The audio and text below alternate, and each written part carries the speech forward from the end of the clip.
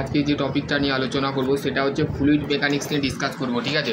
তো fluid mechanics কি সেটা নিয়ে ডিসকাস করব, তো অবশ্যই তোমরা ভিডিওটা দেখবে, তো ভিডিওটা স্কিপ করবে না, ঠিক আছে। আমি ক্যামেরাটা বন্ধ করেই করছি, কারণ হচ্ছে দেখো আমি এমনিতেই ক্লাস নিচ্ছি আর তার সাথে দেখো এখানে মোবাইলও নিয়েছি হাতে, তো সেই ক্ষেত্রে যে সমস্ত ছাত্রছাত্রীরা জয়েন হয়েছে সেটা দেখে দেখে করতে হবে, ঠিক আছে। তো বলেই নি, ঠিক আছে, তো ক্যামেরা অনই থাক, ঠিক আছে। দেখো বলতে গেলে basics of concept of introduction and concept, ঠিক আছে। In the introduction of the chapter of present of the concept of the use for the analysing of the fluid flow we start of the chapter discussing of the phase of the null of the classification of fluid. তো fluid মানে কি, আমরা fluid মানে কি জানি? Fluid মানে হচ্ছে actually আমাদের যে কোনো জিনিস, তরল বলো লিকুইড বলো, যে সমস্ত জিনিসগুলোকে আমরা গ্যাদার করি একটা ফ্লুইডের মধ্যে, ঠিক আছে। তো ফাইনালি আমাদের দেখো এখানে আমাদের একটা প্রফেসর ছিলেন যিনি বলতে গেলে ফ্লুইডের একজন দাতা যাকে বলে, ঠিক আছে। এই পিডিএফটা আমি বানিয়েছি মানে আমাদের জিরো ল্যান্ড থেকে, মানে আইল্যান্ড থেকে একটা মানে একজন বিজ্ঞানী আসছিলেন আগের সপ্তাহে আমাদের ক্লাসে, ঠিক আছে। তো তিনি বলতে গেলে এই পিডিএফটা আমাকে সেন্ড করেছে, তো সেই ক্ষেত্রে আমি তোমাদের ঘরে বলবো, ঠিক আছে। দেখো বলতে গেলে ইন্ট্রোডাকশন মেকানিক্স বলতে কি বুঝি, প্রথমে বলতে গেলে is the oldest physical science, the deal of the both the stationary and the moving the body, the force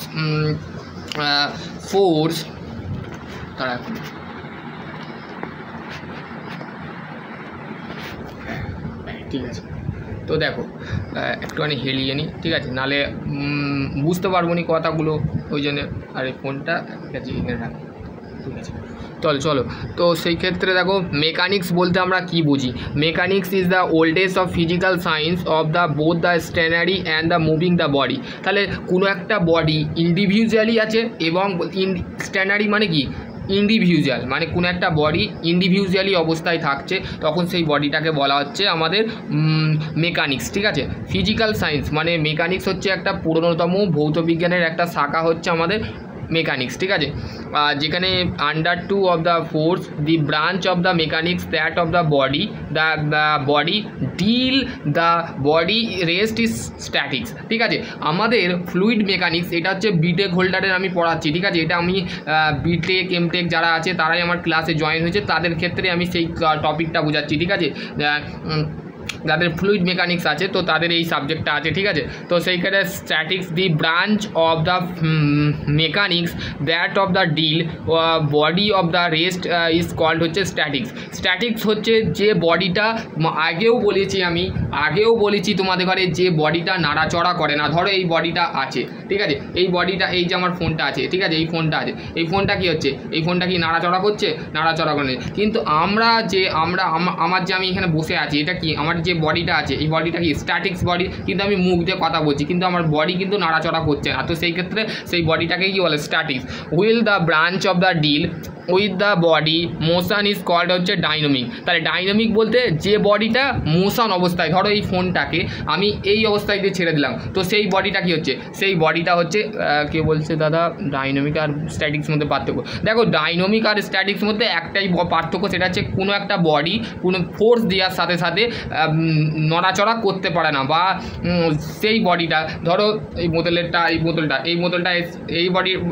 এই বডিটা কি বডি বলো তো, স্ট্যাটিক্স বডি, ঠিক আছে। এই বডিটাকে এরকম করে সরালাম, তো সেই বডিটা কি ডাইনামিক অবস্থায় চলে গেল, তো সেই বডিটাকে অ্যাকচুয়ালি আমাদের বলা হচ্ছে ডাইনামিক, ঠিক আছে।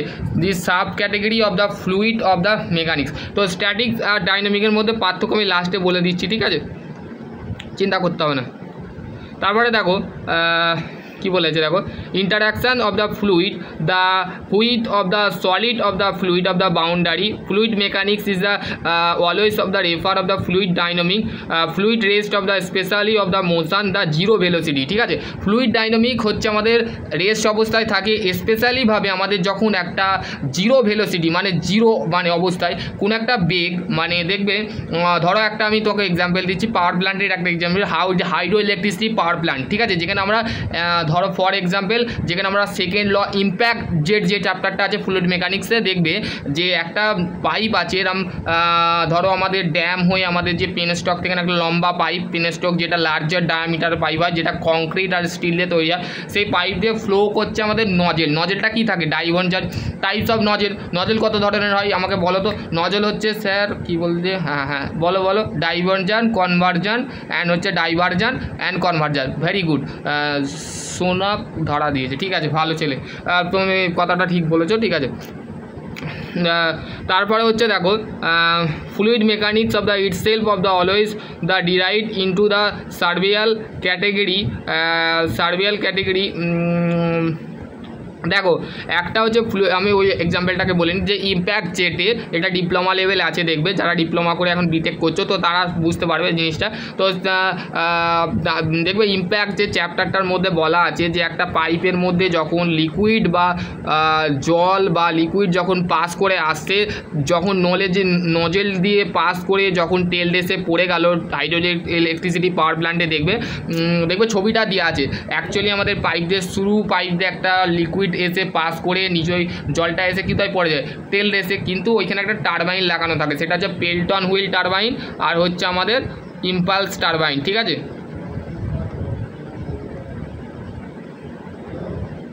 হাইড্রোলিক টারবাইন কি বলতে গেলে a substance of the hydraulic which is the deal of the liquid flow of the open channel ও মানে একটা হাইড্রোলিকের মধ্যে আমাদের একটা লিকুইড ফ্লো পাইপের মধ্যে ওপেন চ্যানেল থাকে যেখানে গ্যাস ডাইনামিকটা কি deal with of the flow of the fluid density change মানে সেখানে ডেন্সিটি চেঞ্জ হয় এবং search of the flow of the এবার ইয়ার ডাইনামিকটা কি ইয়ার ডাইনামিকের মধ্যে গ্যাস ডাইনামিকের মধ্যে কি হয় সেখানে সিগনিফিকেশন অফ ডেন্সিটি মানে ডেন্সিটিটা কি হয় পরিবর্তন হয় search of the flow gases of the nozzle দিয়ে কি হয় নজেল দিয়ে আমাদের সেটা হাই স্পিড যে লিকুইডটা আছে সেটা একটা পজিশানে চলে যায় ঠিক আছে ইয়ার ডাইনামিক কি ইয়ার ডাইনামিক হচ্ছে deal with of the expo of the over the body the aircraft and rocket automobile and low speed মানে যে সমস্ত যেখানে দেখবে স্পেশালিভাবে যেখানে ইয়ারকে কনভার্ট করা হয় ঠিক আছে যেমন এয়ারক্রাফট রকেট তারপরে হচ্ছে তোমাদের আরও সমস্ত আছে ঠিক আছে এবার হচ্ছে ফ্লুইড জিনিসটা কি you will the recall the physical substance the extra of the primary phase মানে প্রাইমারি ফেসে অবস্থায় থাকে যেমন solid liquid and gases very of the high temperature always is the plasma ঠিক আছে প্লেজামা যে উচ্চ তাপমাত্রা থাকে যেখানে লিকুইড গ্যাসকে আমরা একটা প্রাইমারি ফেসে নিয়ে আসি ঠিক আছে যেমন বলতে গেলে refer of the is called হচ্ছে a substance of the liquid or gas of phase is the refer of the fluid বলতে আমরা কি বুঝি লিকুইড এবং গ্যাসকে একটা সাবস্টেন্স বা একটা ম্যাটারের মধ্যে আনা হয় তখন সেটাকে বলা হচ্ছে ফ্লুইড ঠিক আছে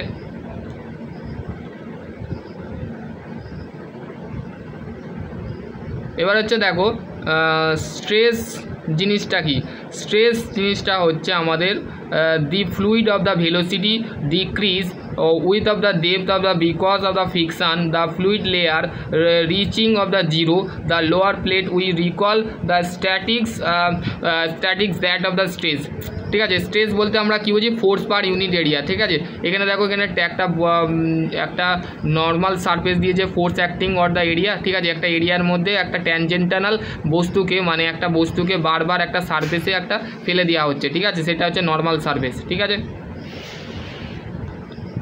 তারপরে দেখো কি বলছে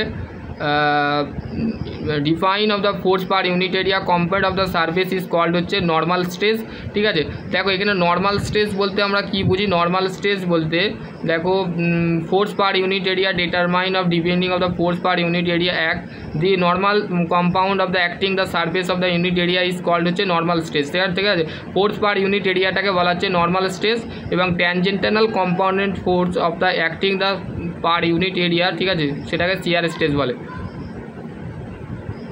fluid rest of the normal stress is called হচ্ছে প্রেসার ঠিক আছে প্রেসার বলতে আমরা কি বুঝি যখন ফ্লুইডটা রেস্ট অবস্থায় থাকে এবং নর্মাল স্ট্রেস যেখানে কাজ করে সেটা হচ্ছে প্রেসার ঠিক আছে প্রেসার হচ্ছে a fluid of the rest is the state of the zero stage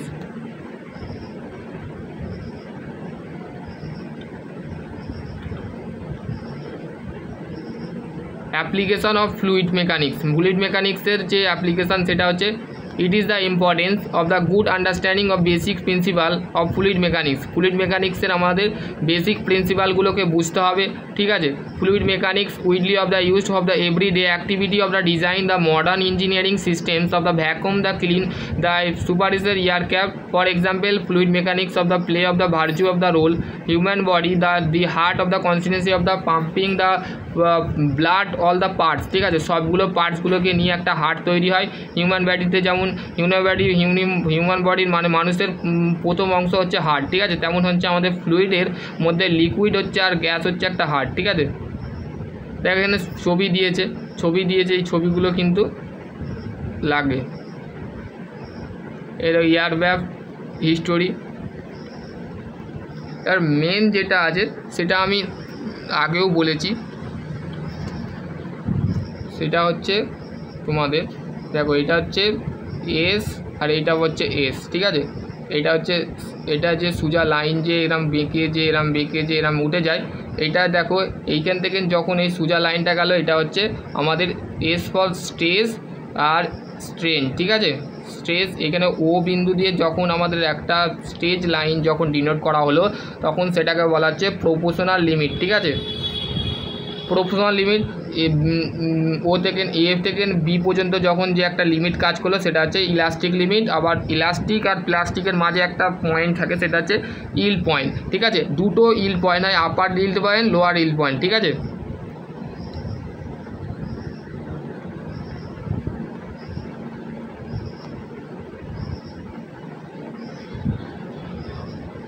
হ্যাঁ দেখো এইখানে তোমাদের উইন্ডো টারবাইন আমি বলেছিলাম এরম দেখতে হয়, দেখো এখানে ছবিতে আছে, ঠিক আছে। উইন্ডো টারবাইন এরম দেখতে হয়। ক্লাসিফিকেশন অফ ফ্লুইড ফ্লো আইরল of define the fluid mechanics science of the deal with of the behaviour of the fluid of the rest or motion. Fluid কোনো সময় রেস্ট অবস্থায় থাকে আবার মোশন অবস্থায় থাকে, ঠিক আছে। তো এইটা বলেছে ইন্টারনাল অ্যান্ড এক্সটার্নাল ফ্লো। তো তেমন এইখানে তোমাদের এইগুলো নেই, ঠিক আছে। স্টাডি ফ্লো আনস্টাডি ফ্লো বলে দিয়েছি আমি। তো এইখানে আমি এন্ড করছি, ঠিক আছে। আমি আর একটা পিডিএফ দেখছি যদি পাই তো দেখাও।